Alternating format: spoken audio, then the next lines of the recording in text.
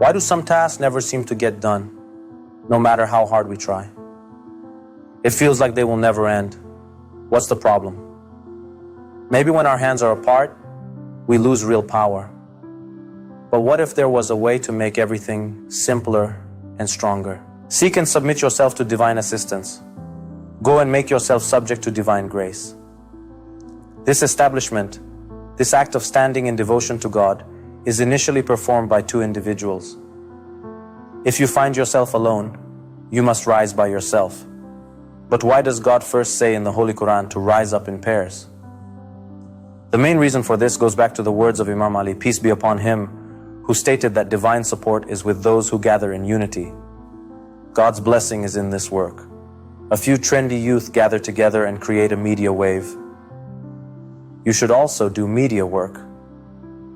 When you gather in one place and do something, you see its effects, like supplication and seeking divine assistance and renewal, and night vigil of the middle of Sha'aban to pray and seek forgiveness.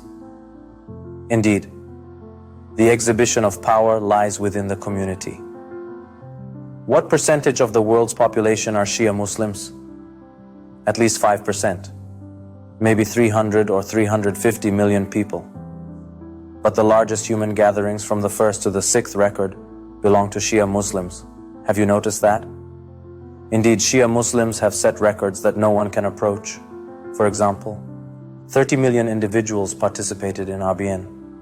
Because selfishness and ego are eliminated, we become like the beads of a rosary, gathered around central figure of Imam Hussein, peace be upon him. The gathering at Imam Khomeini's shrine on the anniversary of his passing has set records that surpass those of the Hajj ceremonies. The Jamkaran Mosque, attributed to the Imam Mahdi, peace be upon him, attracts 14 million pilgrims annually. The largest and most passionate human gatherings are dedicated to the Al-Bayt. Our institute is producing a documentary about Arbaeen. The documentary begins by showcasing various carnivals around the world, such as gatherings where people throw tomatoes at each other, bullfighting events in Spain, LGBTQ parades, zombie walks, Halloween celebrations, and so on. Then, suddenly, it shows the Arbaeen ceremony. It's a comparison. I wrote the script for this part of the documentary myself. I want to be involved in these kinds of projects. I want to write the Persian text so that when the narrator and voice actor speak, they read my writings for Imam Hussein, peace be upon him. The last sentence I wrote to Imam Hussein was, "My master, no one ever imagined that when 30,000 people surrounded you alone in the pit of the killing field, one day 30 million lovers would gather around you. The entire world of oppression came to obscure the Al-Bayt, but the largest human gatherings belong to the Al-Bayt.